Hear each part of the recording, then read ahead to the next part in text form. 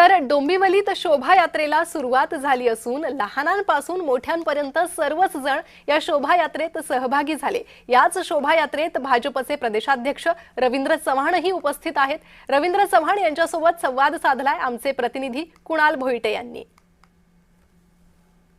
डोंबिवलीच्या शोभायात्रेला सुरुवात झालेली आहे आणि हिंदू नववर्षाच्या स्वागतासाठी डोंबिवलीकर सज्ज झालेले आहेत, रस्त्यावर उतरलेले आहेत। आपण पाहतोय मागे भारत माता आहे आणि शोभायात्रेमध्ये अनेक अशा प्रकारची चित्र जे आहेत ती आपल्याला पाहायला मिळतात। आपल्यासोबत भाजपचे प्रदेशाध्यक्ष रवींद्रजी चव्हाण आहेत। सर, एकीकडे हिंदू नववर्षाचं स्वागत होत आहे, कशा प्रकारचा उत्साह आपण पाहता या डोंबिवलीमध्ये, कारण अनेक वर्ष झाली आपण या शोभायात्रेमध्ये सहभागी होत आहे। आपल्याला सर्वांना माहित आहे की डोंबिवली शहर हे नेहमीच विचारधारेवरती चालणारं असं शहर आहे। या शहरामध्ये सुरू झालेली ही शोभायात्रा 28 वर्ष या यात्रेला पूर्ण झालेली आहे।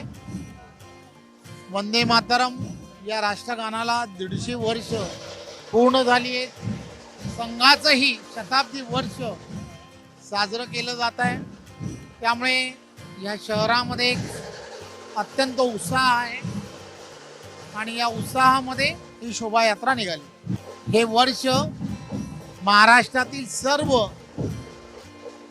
नागरिकांना सुखाचं, समाधानाचं आणि समृद्धीचं जावं हीच गणरायाच्या चरणी प्रार्थना करतो।